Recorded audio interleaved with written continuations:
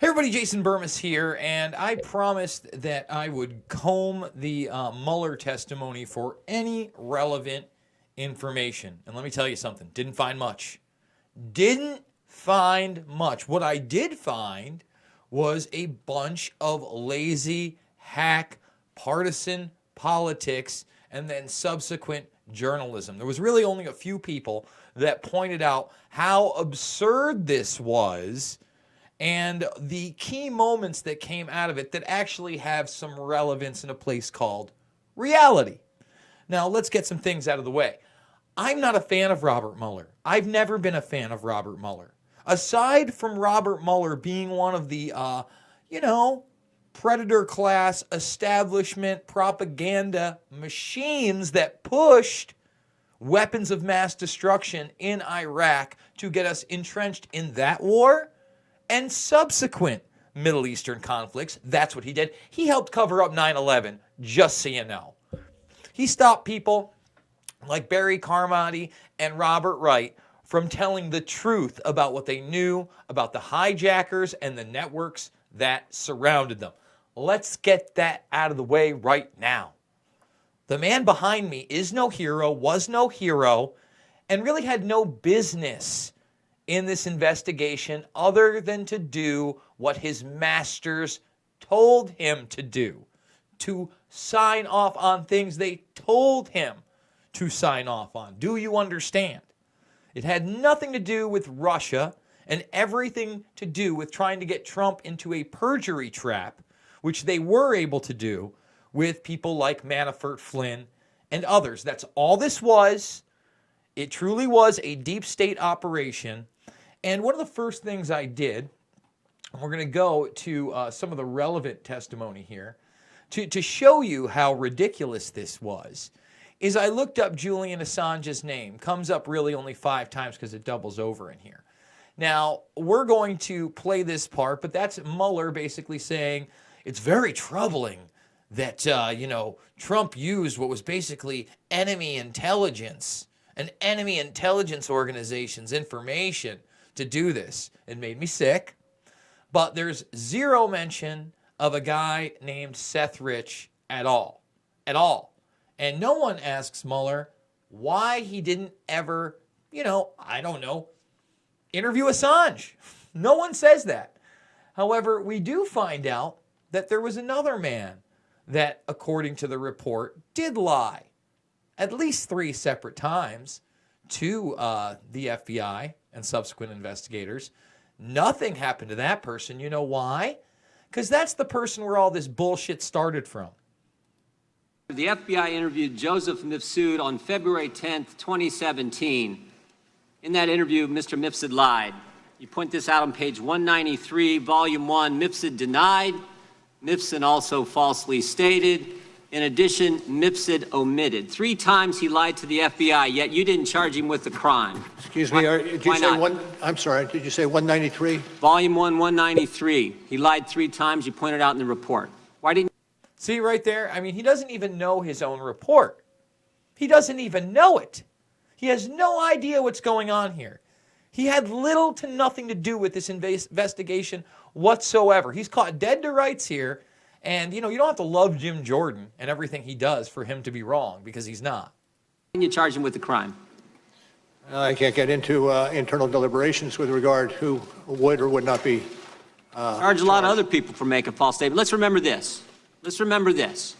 In 2016, the FBI did something they probably haven't done before. They spied on 2 American citizens associated with a presidential campaign. I'd stop that. I'm sure the FBI has done that before, but never been caught in such a public manner and called out while it was happening. And then the propaganda machine, mainstream media, went along with that story until they got caught. And then when they got caught, they made it out to be no big deal because, hey, he was colluding with the Russians, even though there's zero evidence of that. George Papadopoulos and Carter Page. With Carter Page, they went to the FISA court. They used the now famous dossier as part of the reason they were able to get the warrant and spy on Carter Page for a better part of a year. With Mr. Papadopoulos, they didn't go to the court. They used human sources. All kinds of, from about the moment Papadopoulos joins the Trump campaign. You got all these people all around the world starting to swirl around him. And let's stop. In that report, which nobody brings up, is the fact that they suspected that Papadopoulos was actually connected to Israeli intelligence. You notice there's no hearings about that. There's no talk about that. There's no concern there. Names like Halper, Downer, Mifsud, Thompson, meeting in Rome, London, all kinds of places. The FBI even sent a lady posing as somebody else, went by the name Azra Turk, even dispatched her to London to spy on Mr. Papadopoulos. In one of these meetings, Mr. Papadopoulos is talking to a foreign diplomat, and he tells the diplomat, Russians have dirt on Clinton. That diplomat then contacts the FBI, and the FBI opens an investigation based on that fact. You point this out on page 1 of the report. July 31st, 2016, they open the investigation based on that piece of information. Diplomat tells Papadopoulos, Papadopoulos tells the diplomat, Russians have dirt on Clinton. Diplomat tells the FBI. What I'm wondering is, who told Papadopoulos? How'd he find out? I can't get into. Well, I can't get into it. You don't have to get into it. I can't get into that. Listen, first of all, you know, because it's the same guy that lied to you 3 separate times. You don't have to get into it, Mueller. It's in your report. It's disgusting that he's able to sit up here and babble like this. Into the evidentiary Yes, you can, because you wrote about it. You gave us the answer. Page 192 of the report, you tell us who told him. Joseph Mifsud.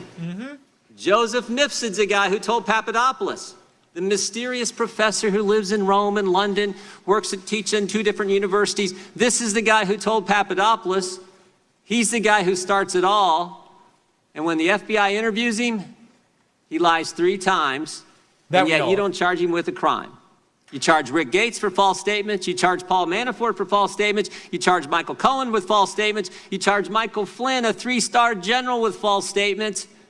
But the guy who puts the country through this whole saga, starts it all for 3 years we've lived this now, he lies, and you guys don't charge him.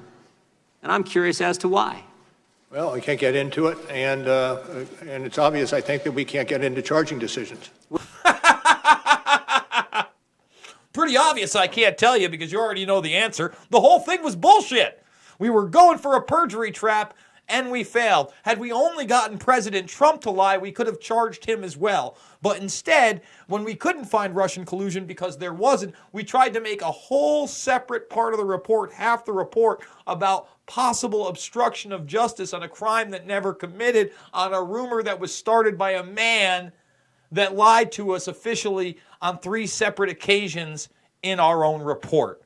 Twilight Zone style. That's what we live in. When the FBI interviewed him in February, FBI interviews him in February, when the special counsel's office interviewed Mifsud, did he lie to you guys too? Can't get into that. Did you interview Mifsud? Can't get into that. Can't even tell you whether or not I interviewed him. Can't get into that. Can't get in. Dude, is there any respect for Mueller even on the left after this? I know they paraded out clip after clip of where he says, well, there could have been more, and I didn't really, maybe we should charge him, and it sure is troubling that he was dealing with WikiLeaks. That is some troubling stuff. We're going to play that. But it's nonsense. It's partisan hackery. Look at this guy. Is Mifsud Western intelligence or Russian intelligence? I can't tell you whether he's actually an intelligence officer either. Wait, is Nipson working for you? Wait, he's not Russian intelligence? Is he Western intelligence? I can't get into that. I can't get into that. I can't get into that. Well, we'll find out if it gets gotten into with the Barr investigation. Into that. A lot of things you can't get into. What's interesting, you can charge 13 Russians no one's ever heard of, no one's ever seen, no one's ever going to hear of them, no one's ever going to see them. You can charge them. You can charge all kinds of people. Look at the face on this criminal. Look at his mug right there. He's like, damn, this guy's really getting to it. We did kind of just imagination land those GRU members and associate them with Guccifer 2.0 and a bunch of website postings that really had no traction and were on sites that looked like they were designed in 1998. Man, I'm getting hammered here.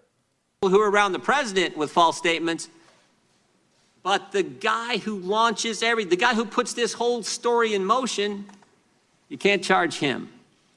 I think that's amazing. I'm not certain I agree with your characterizations. Well, I'm reading from your report. Mifsud told Papadopoulos tells the diplomat tells the FBI opens the investigation July 31st, 2016, and here we are 3 years later, July of 2019, the country's been put through this, and the central figure who launches it all lies to us, and you guys don't hunt him down and interview him again, and you don't charge him with a crime. Now, here's the good news. Here's the good news.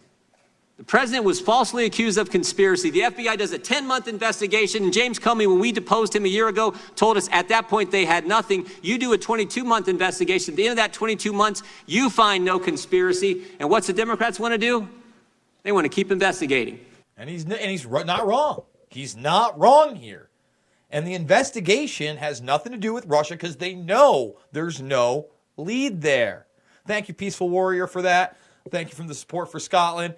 We're going to end that part. But now that they've characterized, WikiLeaks is a dangerous foreign intelligence operation. This is some other testimony. This is where we demonize Assange and the freedom of the press and the reality in those emails as real information and evidence of corruption and say, no, no, no, Russia, Russia, Russia, enemy intelligence agency.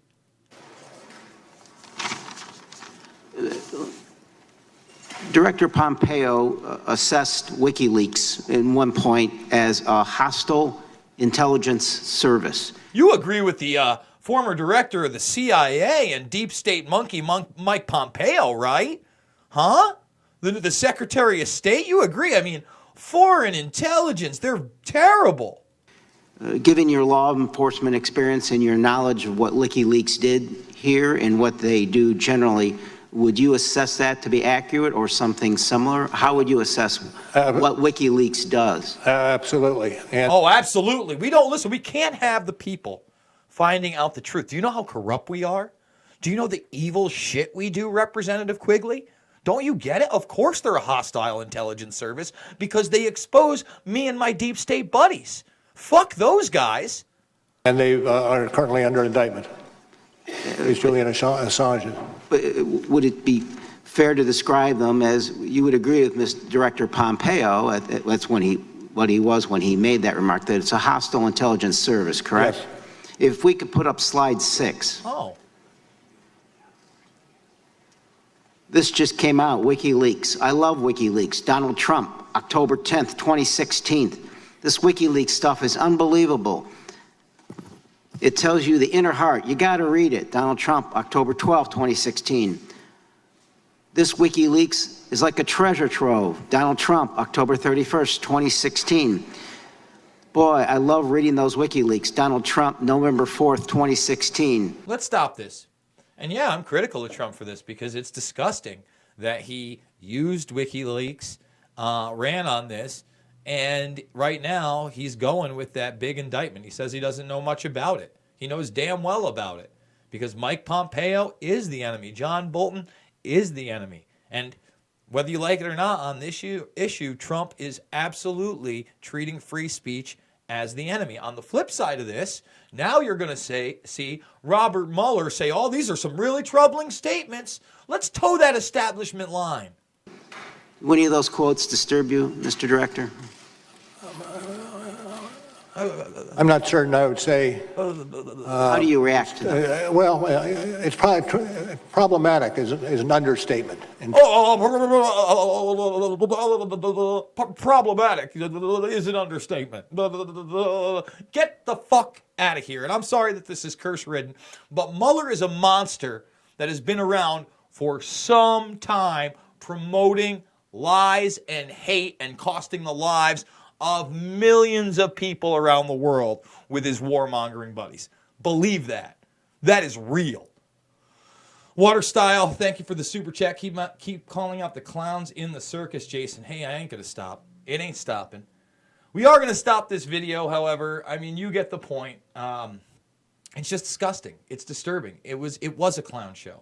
And if you agree with me on that, and you're new to the channel, please hit that subscribe button. Join the Burmist Brigade. We're doing 3, 4, 5, 6, sometimes 7 videos a day. We're at the forefront of the Epstein case, Nexium, Bilderberg, transhumanism, activism, real, true politics, not left and right, right and wrong. We don't take sides here. We call Trump out for his nonsense, and we give him credit when he's telling the truth. That's how the game must be played, instead of this team politics nonsense that does nobody any services. And I'm doing it with your help through the GoFundMe. We're almost halfway through the month, and honestly, we're almost halfway there, so we're getting there. Awesome. Thank you so much. $5, $10, $15 means the world to me, guys, and it keeps me doing these videos 3, 4, 5, 6, 7 times a day. I should have an exclusive interview with Dan Dix of Press for Truth later this evening, about how he just got suspended from Twitter because of the Jessica Yaniv incident, a biological man who wants to make women at spas wax his balls, make it a constitutional issue, and also enjoys trying to call 14 and 12-year-old girls hot online and have unsupervised pool parties with them. Remember, this person still has his male genitals. That's okay. So, but Dan addressed that person as a him, and now has been suspended from Twitter, again, because we live in the Twilight Zone. So look out for that video, and I love you guys so much. I'll see you on the flip side.